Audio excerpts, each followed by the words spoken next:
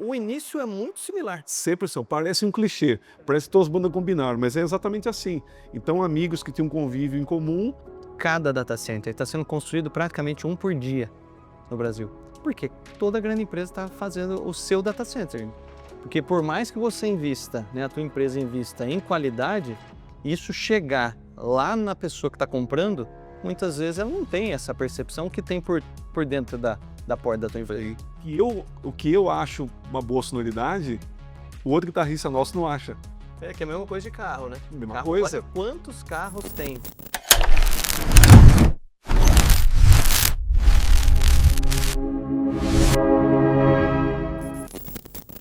Olá, sejam todos muito bem-vindos. Estamos aqui num novo episódio do nosso Conexão Inteligente, que tem como propósito, objetivo, conectar pessoas inteligentes, pessoas aí que têm algo a contribuir, sejam empresários, profissionais, pessoas que eu tenho certeza que vão, no mínimo, estimular aí você a ter novos insights e, de alguma forma, contribuir com o seu conhecimento, aprendizado, tá bom?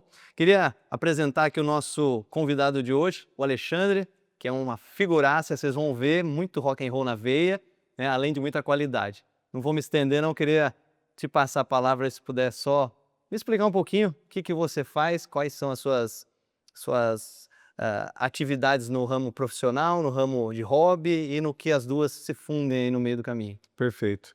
Um grande abraço, Haroldo. Obrigado pelo convite e a todo o pessoal da Conexão Inteligente pelo convite. Muito obrigado mesmo. É um prazer poder participar desse bate-papo aqui. É mesmo bate-papo, a gente não está seguindo nada, então é algo bem espontâneo mesmo. São dois amigos conversando sobre a vida, na verdade. Bom, o Haroldo comentou já, meu nome é Alexandre Januário, eu sou de Mojimirim, nascido e criado lá, morei em algumas cidades, inclusive eu tenho experiência internacional também, mas sou um cidadão mojimiriano. Tenho um pezinho em Itapira, minha mãe é daqui, então também tem um sanguinho itapirense. Eu trabalho atualmente no ramo do segmento elétrico também, trabalho numa empresa que produz equipamento elétrico para instalação de redes subterrânea e aéreas, média, alta e baixa tensão, que fica instalado em Itapira. E como hobby eu tenho a música.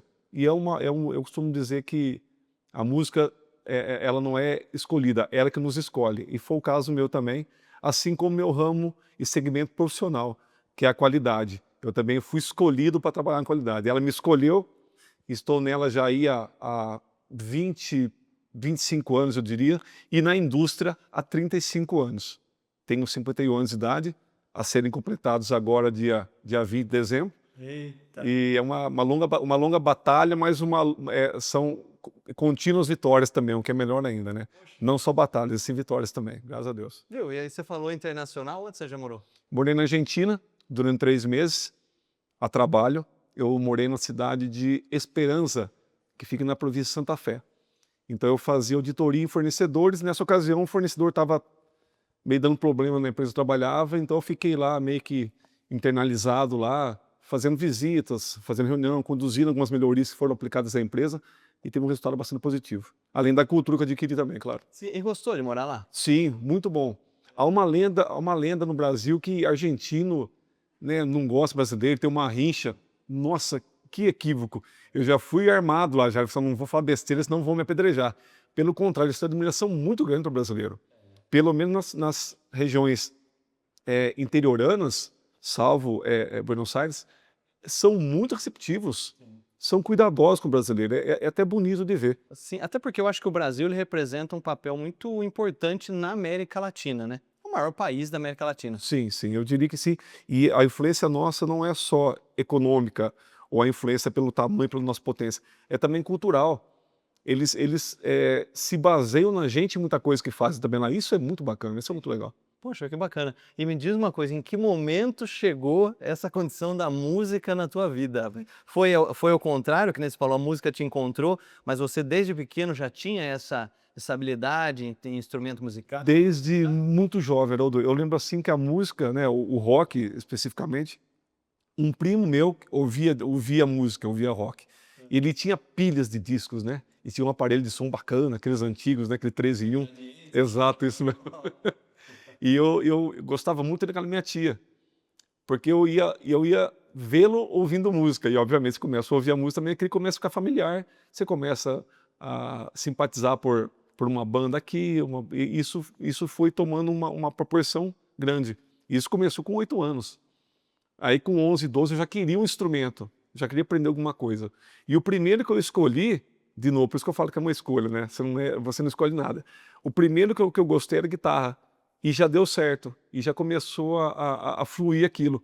Nunca fiz aula de instrumento, nem de teoria musical, tudo que eu aprendi foi autodidata, e depois com a internet facilitou um pouco. Sim. Mas a guitarra realmente me escolheu. O rock me escolheu, a música me escolheu, e a guitarra também, assim como a qualidade. E quando começou a banda Querosene? A banda Querosene tem uma história de 21 anos, Caraca, já. já faz um tempinho já. São 3 amigos, eu, André Polidoro e Tuco Moraes, né, os 3 em Mojimirim. O André agora mora em Itapira, mas nós 3 começávamos a fazer assim, show assim, para amigos de churrasco, assim, e aí começamos a tocar, mas isso quando a gente tinha 16 anos, Nossa, mal tempinho. né, não sabia nem o que era instrumento direito. E daí começou a tomar uma porção maior quando formou-se a banda Laia. A banda Laia é Laia, isso. Todos eram da mesma Laia, né? E eu no mesmo lugar, estudava na mesma sala de aula, mesmo nível de escolaridade, gostava da mesma coisa, então somos a mesma Laia, montou a banda Laia, que durou 4 anos. Aí, por causa de um componente da banda também que era muito importante, saiu da banda, a gente ficou um tempo sem tocar, voltamos, mas não usamos mais esse nome, mudamos para Querosene. E é bom, estamos vendo. Mas é o mesmo trio. Esses 3 são os mesmos, sim. O que tem trocado ao longo dos últimos 21 anos foram os baixistas, contrabaixista. Então sempre tem o trio original e complementa de acordo com o tamanho do evento ou não? Não, o baixista sempre é fixo, mas o que aconteceu ao longo dos anos foi que acabou que um saindo porque tinha, né, família, outro resolveu morar fora do Brasil. Então, no momento, estamos com o Raul Tagliatelli, que também é itapirense, também está no meio da indústria e também é engenheiro formado, que também trabalha com qualidade, projeto e tudo mais. E o que você tem? Eu tô fazendo tipo entrevista aqui, é para ser bem à vontade, viu? Mas assim, o que é o seu projeto futuro a nível de vida, assim? Você pretende, nesse segmento musical, crescer ainda mais, expandir, tocar fora, enfim? Ou o objetivo é manter esse foco que vocês estão, eh, eh, esse, vamos dizer assim, esse raio de atuação que hoje você está?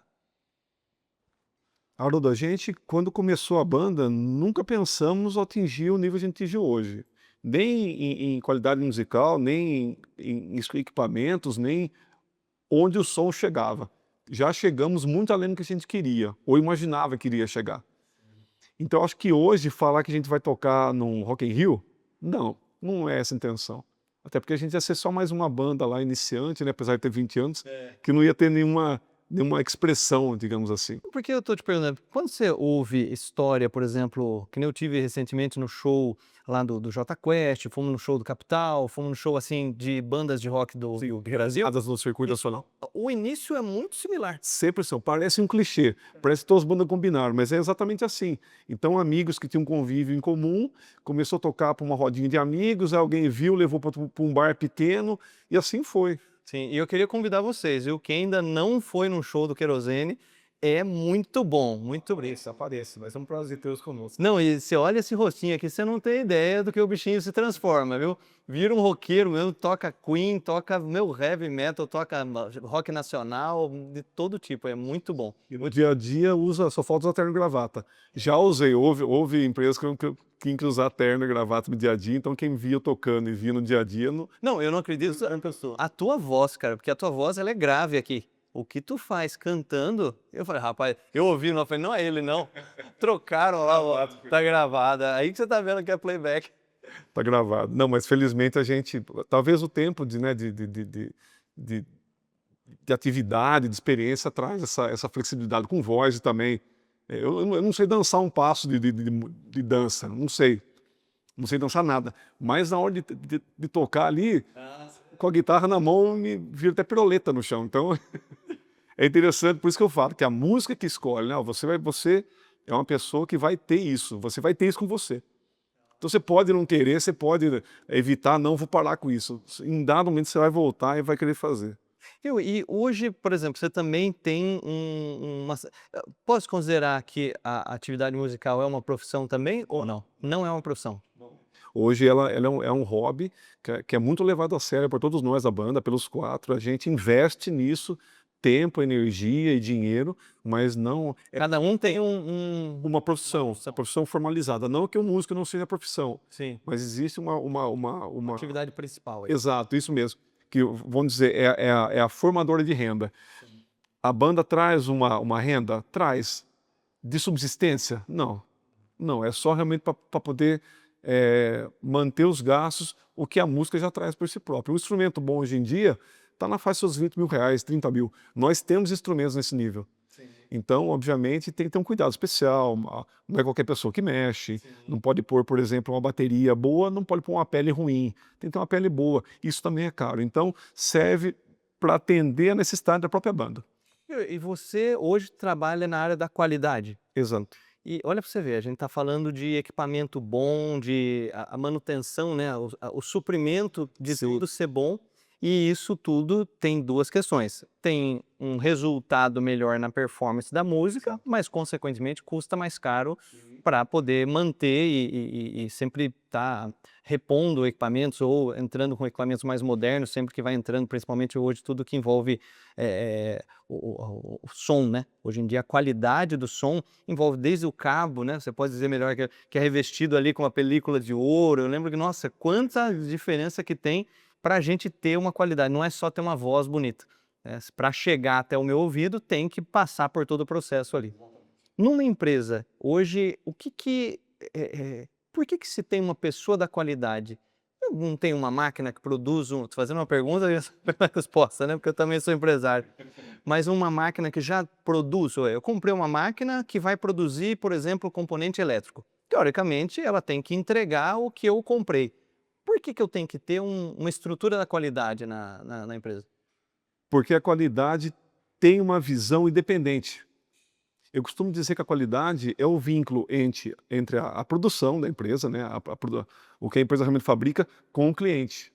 Essa é a ideia da qualidade, é linkar esses dois pontos, porque hoje a empresa vai querer entregar o que foi solicitado.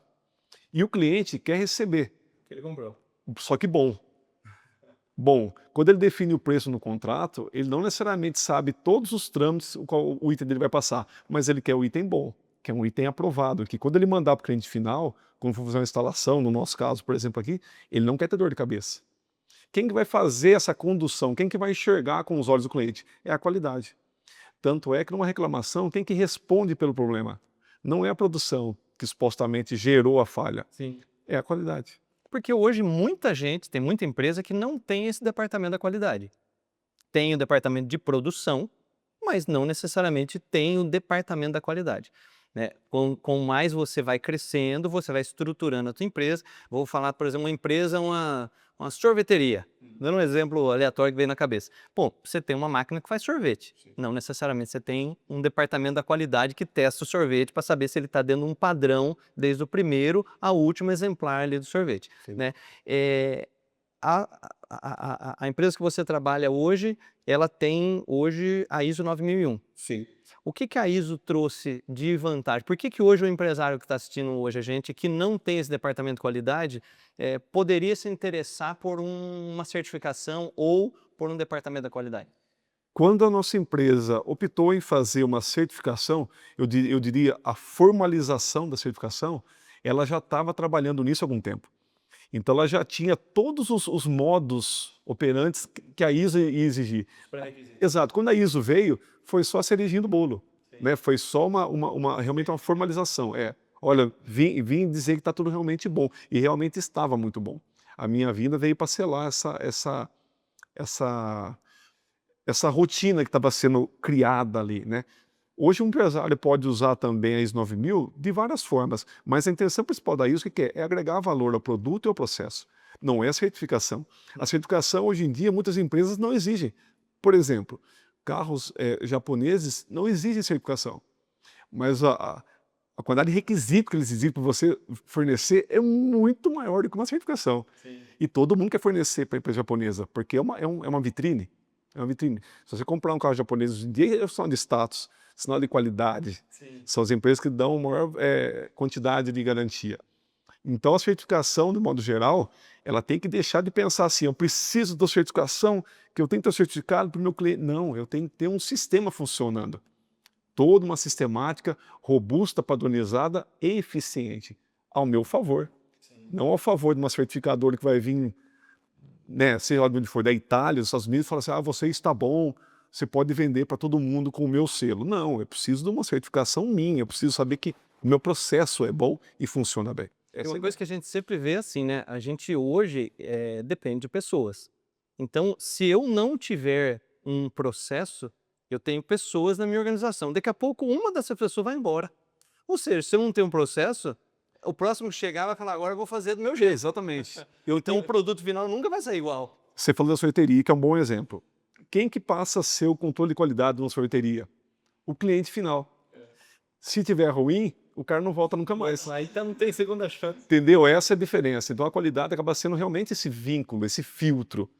Certamente os produtos que são usados para fazer um sorvete passaram por um controle. Sim. Porque tem um nível industrial, um nível de volume. Então isso também tem relação.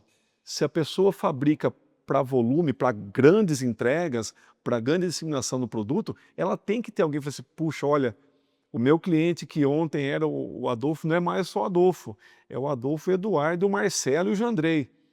Talvez o que o Adolfo quer para ele, o Jandrei não quer para ele. Então preciso trazer isso num nível nivelado, que todo mundo fica atendido. Em dado momento alguém pode falar alguma coisa, mas eu vou ajustando. E é assim que funciona, senão fica sem referência. A padronização, eu perco a padronização do meu produto. E hoje dentro do mercado, saindo um pouco da empresa que tu trabalha, da banda, mas olhando você do lado, na outra ponta, na ponta Alexandre, pessoa física aí, né, que não tá. O que hoje você vê assim como algo que você viveu? Porque a gente tá aí, quando passa aí da metade da vida, né, a gente cresce aprendendo assim, ó, você precisa estudar para passar numa boa faculdade, para você poder entrar numa boa empresa, construir uma carreira, com isso ganhar um bom salário, construir família, comprar sua casa, tudo mais. Aí chega num ponto e fala, tá, eu passei por todas essas etapas aí, né, hora que nem bolsa de valores ali, né, hora dá uma guinada, hora dá uma assim, mas cheguei num ponto que teoricamente a gente está com essas etapas anteriores aí praticamente já concluídas nisso. Como que você vê os próximos X anos aí da tua vida aí? Eu tinha uma meta profissional, quando eu tinha 35 anos, eu falei que eu queria me tornar um gerente da qualidade até os 40. Eu me tornei com 37. Então, profissionalmente, se eu fosse realmente o que você falou, né, levar isso ao pé da letra, eu já estaria satisfeito profissionalmente. Mas a vida vai mostrando que não é assim, né? Dos 37 para cá, já se passaram aí 13 anos, né, quase 14. Não é assim. A vida é viva. Sim. Ela é muito dinâmica. Assim como uma banda, a gente começou lá e falou assim, não, é legal fazer o churrasquinho dos amigos, tá bom. Não. Tem todo um universo para ser desvendado e desbravado. Então, conforme você vai evoluindo e vai atingindo essas etapas que até então você achava que eram importantes, surge uma nova porta e assim vai. E tudo é assim. Na vida pessoal, na vida profissional, na vida da sociedade, é tudo assim. Então o Alexandre hoje, o que ele busca? Ele busca primeiramente se tornar estável no que ele faz, tanto banda como pessoa, como, né, membro social, como profissional principalmente, porque hoje fico boa parte do tempo dedicado a essa empresa e gosto do que faço e gosto da empresa onde faço o meu trabalho. Mas a gente sabe muito bem que o dia de manhã é um novo dia. E o mês que vem é um novo mês, e o ano que vem, então, nesse dia, e assim por diante. A porta que está aberta hoje, amanhã ela está para trás. Eu passei por ela. Tem mais para frente também lá. E vamos ver o que vai esperar o futuro. E o que você poderia dividir se você hoje fosse... Eu faço isso para pergunta... Eu gosto muito de conversar com pessoas mais velhas assim. E sempre assim, às vezes estão com 70 anos, 80 anos. Falo, se você tivesse a oportunidade de voltar para o Alexandre lá dos 20 anos, o que você deixaria para ele aí como dica, como sugestão? Porque pode ter vários Alexandres ali que estão hoje ouvindo e que às vezes falam assim, pô, eu quero ser cantor. né? Mas será que dá para eu ser exclusivamente isso? Será que eu preciso ser exclusivamente isso? Ou dá até para ter um plano B para andar em paralelo? Porque a gente não tem domínio, né? Não tem gestão de tudo, não está no nosso controle, né? Ou não, às vezes é um ponto que vale a pena mergulhar, ou assim, até a nível de carreira profissional, a nível de vida, o que que você poderia deixar de dividir de experiência positiva e de pontos de atenção que você acha que... Eu diria assim, para qualquer profissional, qualquer segmento, em qualquer idade, eu diria o velho chavão, né? Estude, se forme. Eu não tive oportunidade de me formar cedo. Eu me formei muito tardiamente, porque a empresa que eu trabalhava ajudou. Eu não tinha condição de me formar. Sim. Então me formei com quase 40 anos.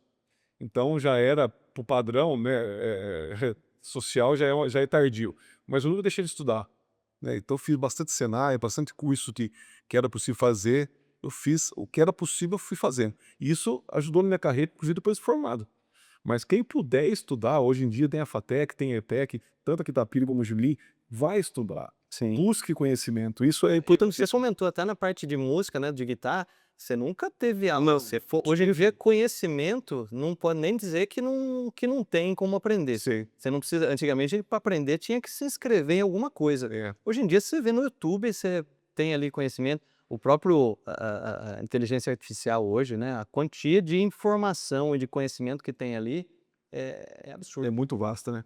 Mas eu acho que a inteligência artificial tem que ser usada de maneira muito prudente. Ela pode ser um facilitador, ela não pode ser um executor. Eu acho que ainda vai precisar de uma pessoa por trás dando aquela palavra final, sabe? Por mais que seja avançado toda a tecnologia, inclusive para a música, é muito salutar ter alguém por trás e falar assim, não, isso ficou bom, vou usar. Só depender disso e catar o pronto e jogar não é legal, não vai funcionar. Eu acho que realmente tem que ter o aval humano ali por trás, e para ter o aval humano, o humano tem que ter o conhecimento, senão não vai dar certo, né? Eu lembro que a gente ia para Campinas comprar instrumento, porque não tinha Mojimirim. A gente pegava o ônibus e ia para Campinas para conhecer coisa nova. Hoje não, hoje você sentado na sala de casa, você conhece o mundo todo, então é muito mais fácil.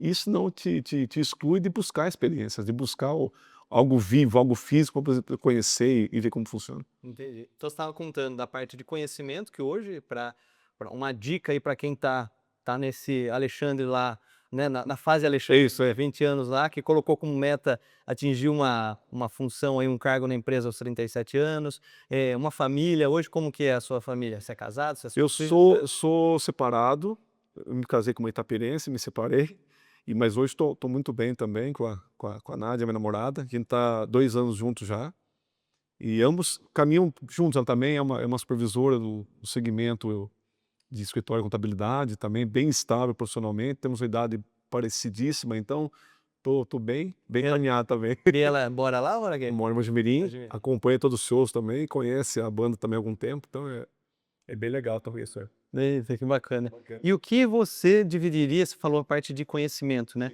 E na parte, assim, hoje de pontos de atenção, que você entende hoje que é para quem está hoje entrando nessa vida, deixa eu tentar explicar com um pouco de história. Hoje eu percebo, eu trabalho muito com o segmento industrial. Então você tem muitas empresas que têm hoje uma operação rodando, onde vem um filho assumindo aí uma empresa familiar. Muitas mesmo. É muito comum até hoje em dia as pessoas deixarem para a geração seguinte e tudo mais.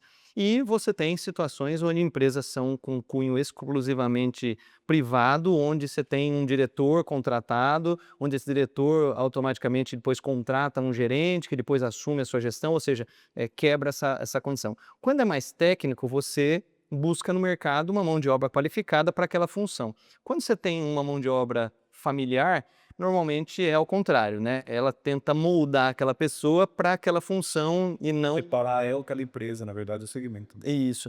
De tudo que você já trabalhou em empresas, né, principalmente nessa área de gestão da qualidade, que mexe muito com o dinheiro do empresário, porque é o que a gente falou no início lá da película lá que você põe em cima do couro que você põe em cima da bateria. Isso mesmo, né? Para ter uma qualidade igual ou melhor, a gente tem que investir mais. Hoje, o que você acha que tem a nível de desafio hoje nesse mercado onde você tem acesso a coisas muito baratas, né, muito caras, e a briga por preço se torna cada vez mais insana. Insano.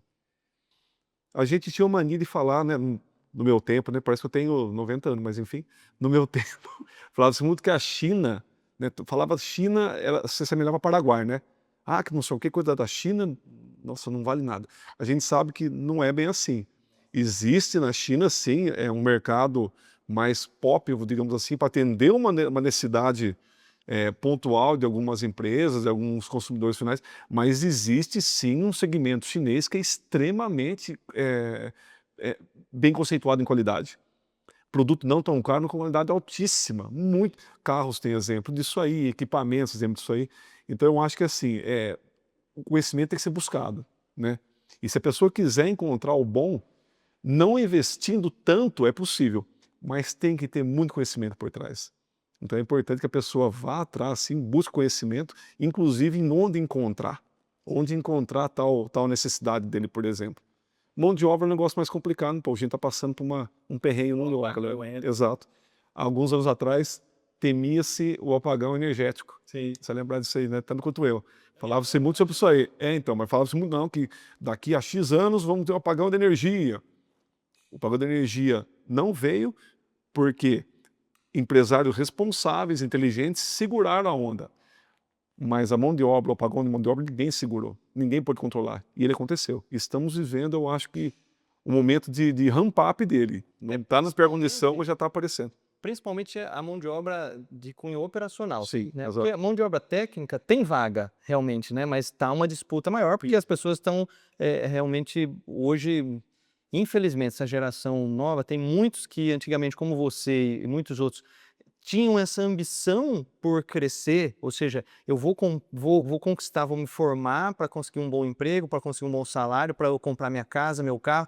Hoje em dia, muitos estão falando assim, mas comprar carro para quê? Tem Uber que leva, né? Mas comprar uma casa para quê? Se já moro aqui no quarto na casa dos meus pais, não sei o quê. Então tá muito assim, diferente da nossa geração. Até porque eu acho que antes a gente se envolvia mais nos trabalhos domésticos, trabalhos do lar, e a gente tinha uma responsabilidade do lar. Então a gente não via a hora de sair para ter a nossa liberdade, né? Principalmente, antigamente você não podia namorar, as coisas, você tinha que casar até, né? Lá, não estou falando antigamente na minha época, mas possivelmente na sua, que é muito mais velha. Mas nessa condição era uma característica de as pessoas quererem sair de casa para isso. Como hoje tem esse meio que tudo está muito fácil, né? Eu falo, vejo até pelos meus filhos, assim, antigamente na idade do meu que está com 17 aí, já estava contando os dias pro 18. Para quê? Tirar a carta e tá com o carrinho dele. Hoje eles falam, não, carro para quê? Ainda tem que cuidar do carro, tem que abastecer, tem que pagar pedágio, seguro. Ah, não, que vantagem que tem. Você pega ali né, o Uber lá, mesma coisa celular hoje em dia, né? Antigamente a gente ficava à mercê, às vezes, de conseguir uma brecha para ver a televisão, né? Porque tinha uma televisão só para todo mundo assistir. Hoje cada um tem um universo na palma da mão. Então faz com que realmente meio que acomodou de certa forma, né? Facilitou muito a vida. Eu lembro que celular é um negócio que para mim até pouco tempo atrás era impensável. Em Mojimirim existia consórcio para telefone fixo. Meu pai vendeu um carro para poder entrar no consórcio e dar o lance do telefone fixo. Gente, hoje em dia, contar para uma pessoa de 20 e poucos anos, vai falar, dá risada na sua cara, deve mentira, porque... Mas era assim, e vivia-se bem. Isso trouxe um aprendizado, um conhecimento baseado nessa dificuldade. Hoje é algo que ninguém vai buscar, porque o telefone você compra por, sei lá, R$300, vai na loja e compra o telefone. Já tem acesso à internet, a ligação, você pode falar com qualquer pessoa, em qualquer lugar do mundo. No mundo inteiro. Facilitou-se muito. Não tá, até os navios, assim, eu fiz uma viagem recente, no meio do oceano, você fala, como que eu tenho acesso a uma videoconferência em tempo real? Muita gente, inclusive, está trabalhando dentro de navio, porque ele pega um navio, faz um cruzeiro, tira ali 3, 4 horas do dia para trabalhar na sacada, na varanda ali, olhando um puta marzão e falando. Mas você fala como? Tem meia dúzia de Starlink no teto do navio, comunicando com o satélite. Você fala, como assim, né? Hoje em dia a tecnologia que tem. Mas uma curiosidade até, a gente fala sempre de tecnologia.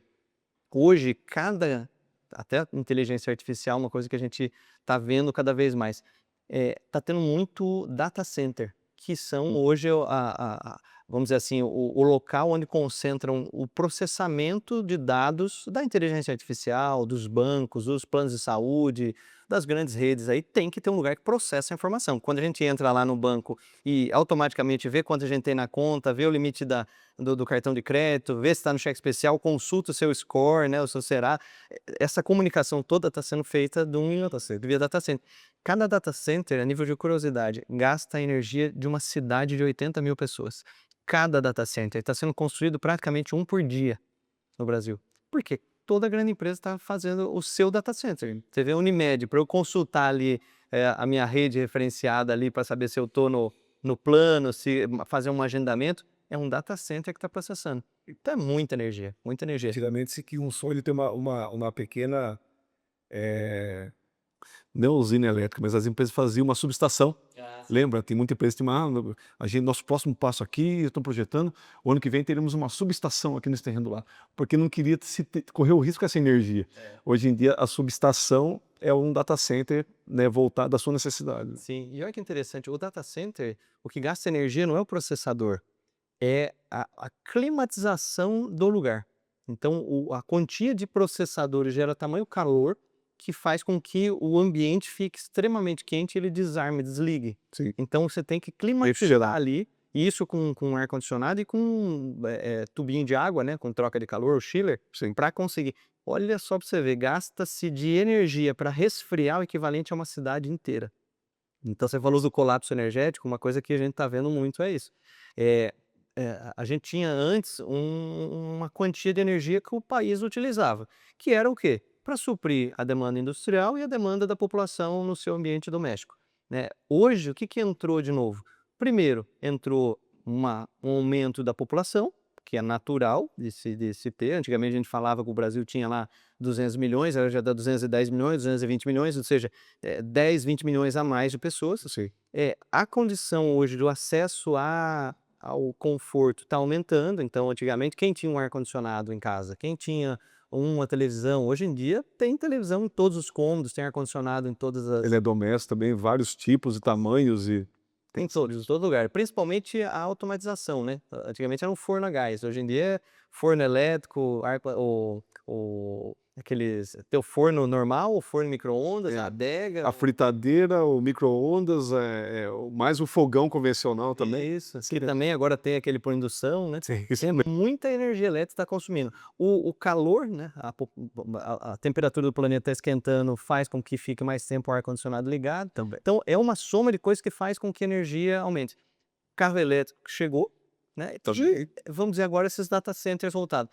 A parte de energia elétrica hoje está num problema crônico, até porque, como sempre, infelizmente, mas tem que falar como sempre, o que está no ambiente privado é muito rápido. Então, está na empresa privada, hoje tem que construir usinas de geração de energia. Eólica, solar, biomassa, qualquer coisa. É muito rápido. Transmissão, Eletrobras, público. Licitação, todos os interesses ali desse, né? Aí fica pronta a geração, mas não consegue se comunicar com o consumo. Então, o Nordeste está cheio de usina, só que o consumo é no Sudeste. Então, essa conexão dessa energia daqui para cá, ela não chega ou automaticamente coloca em risco entrar em colapso, porque se não consegue transmitir, pode ou ter que parar, desligar as usinas lá no Nordeste, que gera um baita de Sim. de um prejuízo para quem investiu lá, e esse prejuízo não fica com ele, porque tem um contrato falando, ó, eu vou construir, eu tenho obrigação de entregar essa energia. Se eu não entregar, eu tenho multa, não é? Agora, se eu entregar e você não usar, amigo, né, a culpa não é minha. Então, você vai ter que me pagar de qualquer jeito. Como sempre, quem paga essa conta é a ponta de Ponto final. que, né, só tem uma forma de entrar dinheiro hoje para o governo, ou é imposto, ou é cobrança de tributos e encargos. E a gente, falando de tecnologia, de avanço, futuro, o que dirá que vai surgir de consumo de energia daqui a algum tempo? Não sabemos. Até 10 anos atrás, ninguém imaginava uma fritadeira que fritasse, né, só com energia. Ninguém imaginava em desvincular o fogão do forno, por exemplo. Hoje tem um cooktop e o forno elétrico. O que vai vir daqui a 10 anos? O mercado está se preparando para isso também? A energia está preparada para esse consumo todo que vai vir? Porque a população tende a crescer, não vai começar a diminuir. Alexandre, uma coisa que aconteceu na minha vida, assim, ó, eu tinha até então, a minha casa ela é sustentável, ela produz toda a energia que ela usa e tudo é elétrico ali. Então, praticamente, ela supre toda a demanda dela. E quando eu fiz baseado num consumo já com gordura aí. Aí você vai chegando e vai colocando mais coisas. Fala, pô, tá esquentando mais, esse ar-condicionado que até então não ligava muito, agora usa mais, né? A condição do que eu tenho, que nem você falou, põe lá uma fritadeira elétrica, põe ali um equipamento novo, uma televisão nova, vamos dizer. Você vai aumentando o consumo, até que chega e fala, poxa, né? Até então você ia indo. Aí eu comprei um carro elétrico. Mas um carro elétrico, enquanto ele está na tomada, é um chuveiro elétrico ligado no inverno daqueles chuveirão parrudo. Então ele gasta 6.600 watts por hora. Pô, nós estamos numa cidade pequena, usa-se pouco até.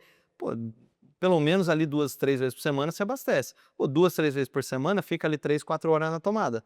Então você imagine, aumentou no consumo da minha casa em torno de 300 a 400 kWh por mês só o carro, que é extremamente bom se eu fizer a conta da energia versus a conta que eu iria gastar no posto de gasolina.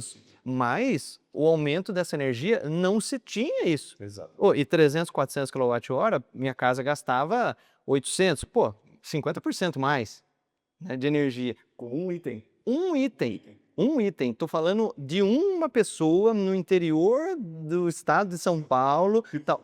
A gente estava vendo até numa notícia, completou 500 mil de veículos automotivos, né, no Brasil, né, comercializados. Desse 500 mil, tem uma parte que ele é híbrido, mas ele não é plug-in, que chama. Ele não tem o abastecimento externo, ele só regenera ali com frenagem, com freio motor. Então, vamos imaginar hoje 300 mil carros híbridos plug-in. No Brasil, tem 100 milhões de veículos automotivos. Então, nós estamos falando em 0,3% da frota é elétrico. Vamos dizer assim, o mercado, isso aqui vai ser exponencial. A cada dia, a quantia de veículos eletrificados que estão sendo vendidos é absurdo. Então, você imagina, para atingir 10%, 10% da matriz são 10 milhões, nós temos 300 mil. Tem 9 milhões e 700 mil carros a chegar para plugar na tomada. Da onde vai vir essa energia? E às vezes fala, não, isso não é problema meu, isso é problema da concessionária. Aqui que é, porque se acabar a energia da rede por uma pane elétrica, não vai acabar só da casa da pessoa, vai acabar de todo mundo. Todo mundo aqui acima. Isso, ou a tarifa de energia, porque se todo mundo está tendo mais procura do que oferta, faz com que o preço suba. Se o preço subir, sobe a tarifa para todo mundo. Então, hoje está sendo uma preocupação muito grande em cima disso aí. Eu costumo brincar, teve ocasiões aqui que a gente estava trabalhando, de repente a energia caía, parou a energia. E a gente parar a pensar, o que aconteceu com a energia hoje? Não bateu o caminhão no poste, não está chovendo, não está vendo. O que aconteceu? Quer dizer, se isso começar a acontecer com muito tempo, vai afetar quem também? O empresário. O empresário que já mata um dinossauro por dia, né? Não, cada dia, só por dia. Você imagine quanto representa um dia de produção no universo de 20 dias. É 5% de toda a produção. Quer dizer, hoje em dia, para ter 5% ali de margem, às vezes, o cara tem que rodar tudo direitinho para dar isso aí. Quer dizer, um dia que perdeu a produção, tira a margem do mês inteiro. A otimização operacional evoluiu tanto que as empresas não têm mais de onde tirar as coisas. Então estão buscando o quê agora? Na energia, na logística, porque dentro do mundo da produção já não se consegue tirar mais nada. Você consegue, quando muito, 1%, 2% de melhoria. O foco agora está externo, então é energia, é água, às vezes, né, é espaço, é logística, que talvez você consiga arrancar em 9%, 10% de melhoria, o que é muito sofrível também, a gente sabe disso aí, né? Sim. Vocês têm que arrancar tudo que arrancar da melhoria, foi arrancado, foi melhorado, foi investido. Chegamos assim, está estrangulado já. Agora tem que buscar melhoria em outros pontos. Sem que essas reduções afetem a qualidade. Sim, claro. Né, que é para manter o produto que você entrega. Sim, sim. Uma curiosidade, assim, por exemplo, se hoje acaba a energia, que nem você falou, né, e eu participei da mesma coisa, pô, do nada, um dia de sol, sem nenhum nada, eu ia dizer, isso, de repente, apaga, e como que fica a linha de produção hoje, assim? O nosso produto trabalha com uma máquina que aquece a matéria-prima, né, que é a injeção plástica. Ela para na hora. Ela desarma na hora, porque se ela continuar operando, eu danifico não só a máquina, como a ferramenta que processa esse produto. Então ela para, é imediato. Não tem um backup, não, ela continua rodando mais meia hora até voltar a energia. Não, ela para, até por medida de segurança. Pô, e ela precisa de energia. Sim, claro, ela para imediatamente e agora voltar. Então, mas e esse plástico que está dentro da máquina? Ah, não, descarte. Então, mas ele... Não, quando aquecer ele sai de novo, mas sai e já perdeu propriedade, eu descarto ele. Eu tenho que colocar matéria-prima nova.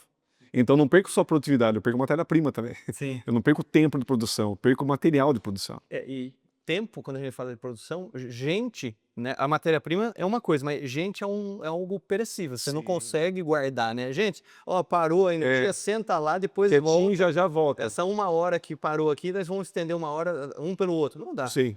É hora E perdida. além disso, a gente costuma falar, primeiro, o nosso segmento é uma indústria, então é quase igual a todo lugar. Quando a operação parou a 1 hora da tarde e voltou às 2, ela não volta às 2. Ela volta às 2h10, 2h15, que é normal, porque tem um tempo todo do ramp-up. Então você não perde 1 hora da produção, você perde mais de 1 hora. Então isso afeta toda a cadeia, né? Afeta tudo. Imagina uma linha que tem, não é o nosso caso ainda, mas imagina uma linha que tem 50 máquinas semelhantes à nossa, né? Faz esses 10 vezes 50. Você não perdeu 10, mas você perdeu vezes 50. Sim. Então o prejuízo é muito grande, é muito grande. Hoje, quem é que... Gente, eu falo muito na questão de dor, né? Qual é a dor de um empresário? Qual é a dor do Haroldo, do Alexandre, né? Como pessoa? Como que é? E qual que é hoje as soluções que a gente tem hoje no mercado para nos permitir que isso não aconteça ou faça com que a gente consiga mitigar esse tipo de coisa? Existe alguma solução hoje no mercado para que isso não aconteça? Eu acho que na parte da energia, só na parte da energia ou mais de modo geral? Na principal dor hoje do... Existem várias principais dores, né? Não tem uma só. Essa da mão de obra me preocupa bastante, me preocupa muito mesmo, não é de hoje. Eu já vejo os sinais disso acontecendo já há algum tempo. Energia, já existem mitigadores, um tanto quanto eficiente, eu acho que geradores são boas ferramentas que podem trabalhar a favor disso. Gerador a diesel? Exato. Equipamento, a performance do equipamento e preço. A China tem se mostrado um bom fornecedor de equipamentos, porque o Brasil ficou defasado nisso também há muito tempo, né? Houve uma época que tinha muita ferramenta, muito ferramental e máquina alemã, italiana. Depois isso ficou tão inviável que começou-se a buscar alternativa. A China foi uma boa alternativa. Mas acho que um dificultador para o negócio evoluir no Brasil hoje é a cultura. Culturalmente falando, a gente tem alguns problemas para serem sanados, ainda que estão culturalmente se estendendo. Eles não perdem vida. Eles seguem firmes e fortes ao longo dos anos, das décadas, eu diria. Então, eu comecei minha carreira na qualidade na automotiva, isso há mais de 20 anos atrás. E os problemas que eu via lá 20 anos atrás, eu continuo vendo em algumas empresas e continuo ouvindo colegas de trabalho na área de qualidade falando dos mesmos problemas. Quer dizer, isso não foi sanado. A ISO evoluiu 4 versões, surgiu outras normas automotivas muito robustas, metodologias, ferramentas, mas os problemas antigos que têm relação com cultura ou com o humano continuam acontecendo. E isso talvez eles sejam revisados, mas eles não morrem. Então a geração nova vem, ela revisa aquele problema, mas ele está ali, só está com outra carinha, foi dada uma maquiagem, mas ele está ali ainda, ele continua perturbando o empresário, ele continua atrapalhando a produtividade, continua influenciando o processo. Então isso realmente é algo que a gente tem uma dificuldade muito grande em tratar, porque é o fator humano. Sim. Tendo o fator humano, a Renata hoje está de um jeito, eu tenho que respeitar isso, o Haroldo está de um jeito hoje, o Alexandre. Ninguém é igual a ninguém. Você padroniza processo, produto, ferramental, mas o fator humano você tem que treinar. Treinar de novo e treinar mais uma vez. Ele não vai mudar. Entendi. Poxa, bastante coisa, né? Se a gente for ver hoje, Vasto, é muito vasto. Essa parte, assim, hoje, quando a gente fala de dor, é uma coisa que eu uso bastante esse termo dor, porque muitas vezes a gente hoje está num mundo que quer vender alguma coisa para alguém, né? Investe-se muito em marketing digital hoje, nessa comunicação voltada a vender. E vender a qualquer custo, né? Então, você tem hoje um celular, você comprou um celular que te atende, daqui a pouco começa, viu, o seu celular não tem essa câmera, não tem essa bateria, não tem... Até que chega uma hora e fala, realmente o meu celular acho que eu preciso trocar mesmo. Né? Você tem seu caso, então é uma inteligência que faz você o tempo inteiro ser bombardeado com novas tecnologias, novas coisas, para que consiga vender. Mas tem dores que eu vejo que a nossa dor mesmo, né, como empresário ou como pessoa, né, que nós temos a dor física, mental, emocional, né, psicológica, tem a nossa dor a nível de financeira, né, poxa, eu tenho uma dor, eu não consigo com que o meu salário pague todas as contas que eu tenho no final do mês. Então eu tenho tenho só duas saídas ali, ou aumento a minha receita ou eu diminuo a minha despesa, para que eu consiga ir fazer isso. E a parte hoje na dor, quando eu vejo a nível de empresa, para que alguém escolha você, eu faço sempre essa pergunta: o que faz você escolher hoje uma, uma empresa em vez de outra? Uma guitarra em vez da outra guitarra, trazendo aí para o segmento musical. O que faz você tomar a decisão por uma coisa e não outra? Eu acho assim, ó, acho não, penso que é o seguinte, existem, se você pudesse separar, né, por classificar em necessidades humanas, eu vou dar um exemplo. Se a gente sair na rua agora, fazer uma pesquisa lá na Bernardino de Campos, lá, cidadão, qual que é a sua dor hoje? E dá essa explicação breve, igual você deu para mim aqui, eu gosto de falar sobre dor, então eu tenho a dor. Qual que é a sua dor hoje, cidadão? Ele vai falar segurança, vai falar falta de trabalho, ele não vai falar, por exemplo, da nossa realidade como empresário ou como profissional da qualidade, né? Ou como músico. Se perguntar, Alexandre, qual que é a sua dor hoje como músico? Eu vou falar uma coisa. E a sua dor como profissional da qualidade? Eu vou falar outra coisa. Então é a história do chapéu, né? Conforme você troca o chapéu, o que está debaixo dele vem com você, passa a assumir a sua realidade. Então eu acho que para o empresário também vai ter uma dor e para o Haroldo Pessoa vai ter outra dor. E é assim, muda-se muito. Por isso que é muito dinâmico, né? Não, sim, e eu acho que é exatamente isso. Essa é a dificuldade hoje, você vender o teu produto. Porque por mais que você invista, né, a tua empresa invista em qualidade, isso chegar lá na pessoa que está comprando, muitas vezes ela não tem essa percepção que tem por dentro da porta da tua empresa. Né? E a mesma coisa é você que está indo comprar a guitarra. Né? Você está vendo a guitarra. Como você mede a qualidade da guitarra? Como que mede, falando isso? A qualidade de uma guitarra? Sonoridade? Só que aí que tá. O que eu acho uma boa sonoridade, o outro guitarrista nosso não acha. Dentro da mesma banda, dentro do micro-universo tem variação, tem dores diferentes. Por isso que eu tô falando, vamos pegar a mesma situação, mas a dor de um é diferente do outro. É que é a mesma coisa de carro, né? Mesma coisa. Olha quantos carros tem. Você fala assim, não, mas eu prefiro lá um Raval. Você pode falar, putz, eu prefiro um BYD, né? E todos vendem. Só nesse carro, ninguém vai comprar um carro desse. Você passa um tempo e tira o carro na rua. Então, tem um mercado bastante vasto, né? Tem possibilidades. A história do sol, né? O sol nasce para todos. E é verdade mesmo. Por pequena que seja aquela fresta de luz, ela vai chegar em algum lugar. Uma coisa que eu ouvi bacana de um profissional uma vez, ele falou para mim o seguinte: quando você tem hoje carros, você tem o carro popular, o primeiro lá que sai na linha de preço, né? Sei lá, vou dar um exemplo, o Mobi, Fiat Mobi, custa lá X mil reais. Aí você tem, que é um carro popular, considerado popular.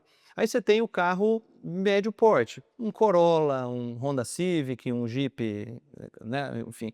Você tem os carros de luxo, que daí você já pega uma BMW, né, uma Mercedes e tudo mais. E tem os ultra luxo lá, que você vai pegar uma Ferrari da vida, né? Mas se você for pensar hoje, você tem 3 grupos bastante específicos assim.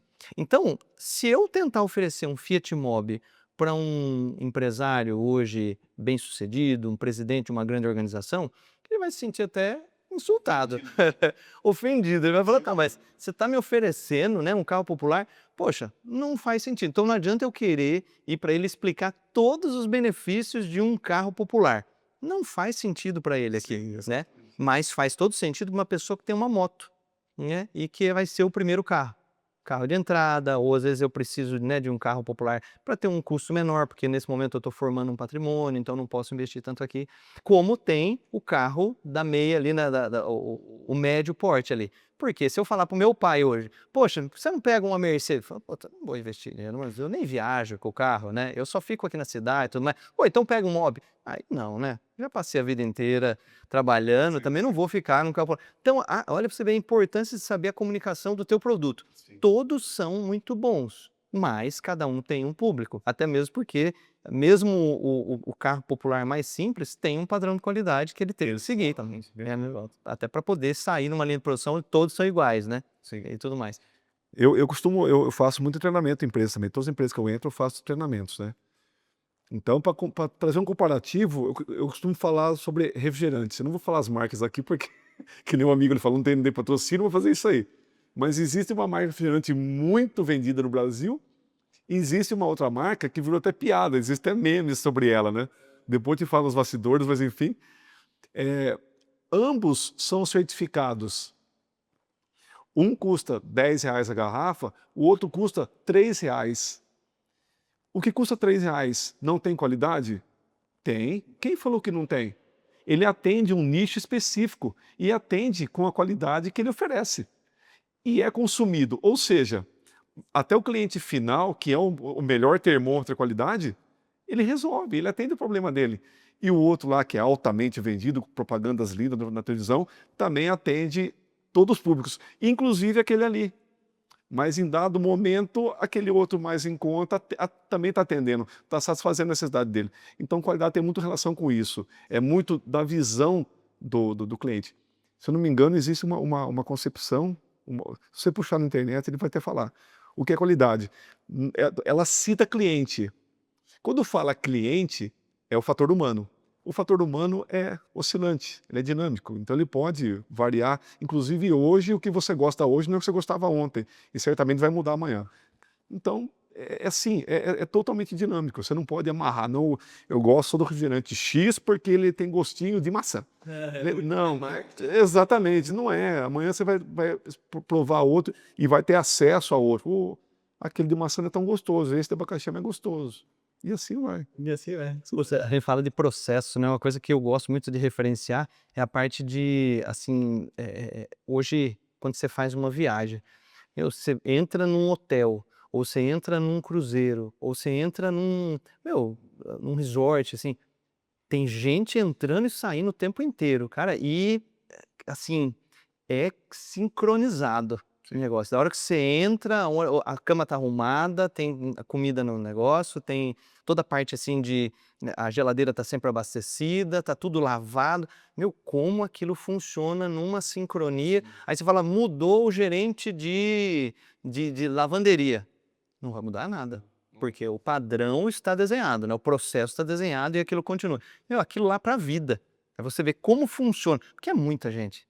Né? Você pega um navio, 5.000 pessoas entrando ali todo dia, comendo, bebendo, dormindo, né, usando banheiro, meu, aquilo funcionando sincronizadinho, cara, né?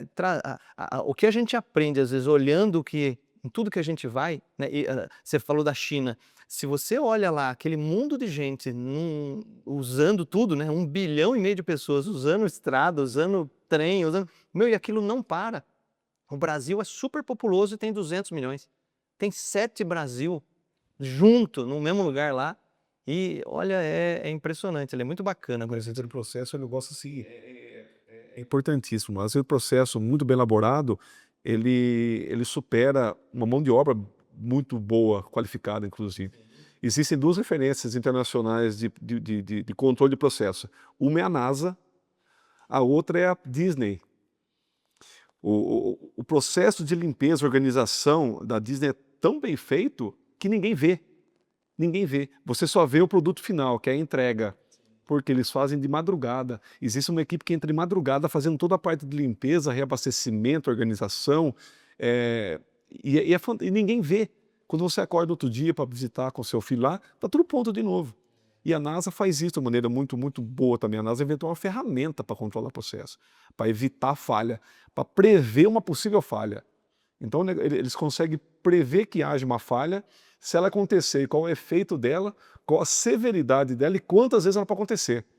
Então, é um negócio fantástico. E é tudo processo de qualidade. Ô, Alexandre, o legal assim, né, apesar da gente estar comprando uma coisa, no fundo o que manda é a experiência que aquilo nos gera.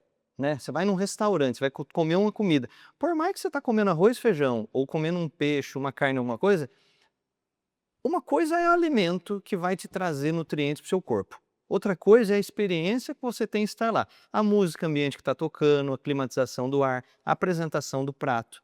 né?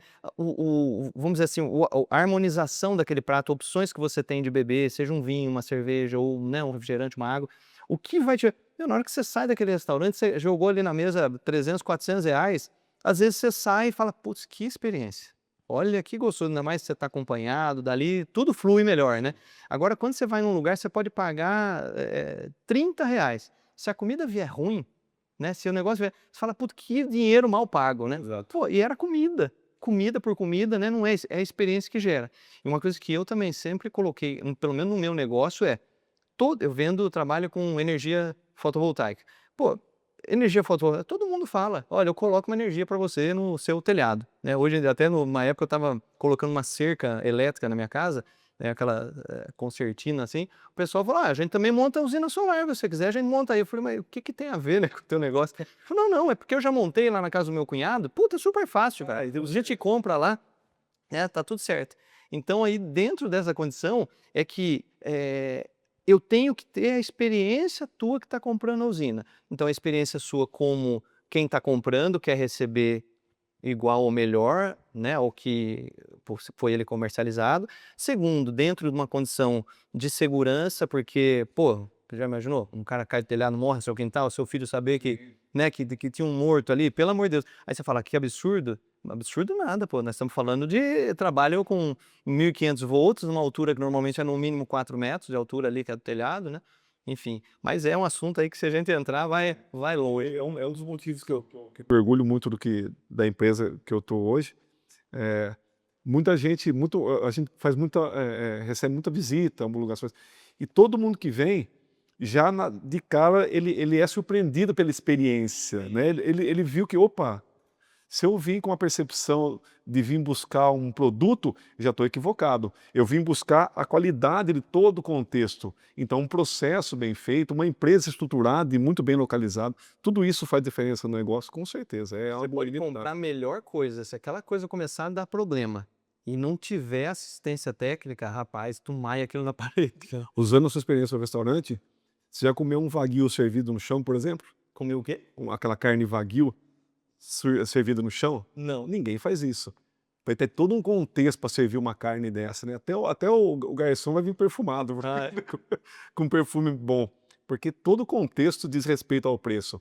Tá tudo embutido naquilo lá. Até o banheiro vai ser melhor tratá-lo para poder atender o cliente que consome um item desse. E isso é agregar valor ao que você entrega. Porque se fosse vender caderno por caderno, né, ou caneta por caneta, não teria por que ter a Bic e a Montblanc. Né? Era toda a mesma no mercado que atende a qualquer gosto, né? Então, caderno por caderno, qualquer um serviria, e caneta por caneta também. Também. Poxa, bacana, viu? Alexandre, olha, eu acho que foi um bate-papo muito gostoso. Se deixar aí, né, faltou só Não tem fim, né? um vinho ou uma cerveja aqui, porque daí... Aí vai embora mesmo, aí chega, acaba o ano conversando. Pega um violão, a próxima vez eu vou chamar você. Vamos fazer. Falando nisso, a gente deixou aqui guardado numa guitarra, pra você balinha. Tá dando tremedeira, assim, melhor não pegar. Nada. Eu queria mostrar isso pra ver se transformasse. Fala pra a mesma pessoa. Na hora você transforma, aqui não. Mas que bacana. Mas queria te agradecer mesmo. Obrigado. Coração. Normalmente tenho certeza que muita gente aí vai se identificar com algum pedacinho da história, ou no mínimo vai refletir sobre isso, né? Que eu acho que o objetivo era esse, a gente bater esse papo, de forma que esse conteúdo aí flua da melhor forma e que as pessoas tenham essa reflexão. Eu agradeço mais uma vez também a todos vocês, a equipe de vocês também. Fico muito feliz em estar inserido nesse contexto aqui. E quem quiser conhecer, se a gente puder ajudar de alguma forma, que nem comentou, que a intenção é realmente trazer uma reflexão pessoal e trazer uma nova visão de vida. Se a gente puder ajudar de alguma forma, eu estou à disposição para qualquer conversa, bate-papo. Inclusive nesse formato aqui, estou sempre à disposição. Então, pessoal, queria agradecer vocês que ficaram até agora aqui conosco. Eu tenho certeza que de alguma forma aí vai gerar alguma reflexão, algum pensamento, e que espero que tenha contribuído de alguma forma. E queria pedir para você, Alexandre, se puder, para quem aí se identificou com a tua história, até mesmo quiser, tá curioso aí para te ouvir tocar, se puder compartilhar aí as suas redes sociais, enfim, para que... Bom, quem quiser conhecer um pouquinho da Banda Querosene, né? Tem no Facebook Banda Querosene com K e Z. E no Instagram, Banda_Querosene também. Acessem lá, tem a agenda nossa lá. Já temos a agenda para 2026, inclusive, Eu acredito. Tá mais uma vez um ano bem promissor para a gente. Acessem lá, curte com a gente lá. E acessem também as redes sociais do nosso querido amigo Haroldo aqui, que vai ter bastante experiência e conhecimento para compartilhar conosco. Não, bacana. E a nossa rede social aí, quem quiser, tá aqui embaixo no link, vai conhecer mais aí dos outros podcasts que a gente já fez e também de um material que a gente está, né, de certa forma, sempre postando para contribuir aí, tá bom? Obrigado mais uma vez, espero a todos aí que tenham gostado e fica aí a dica, quem tiver alguma sugestão de tema ou aí alguma dúvida em relação ao que a gente falou, fique à vontade para comentar aqui embaixo. Tchau, obrigado.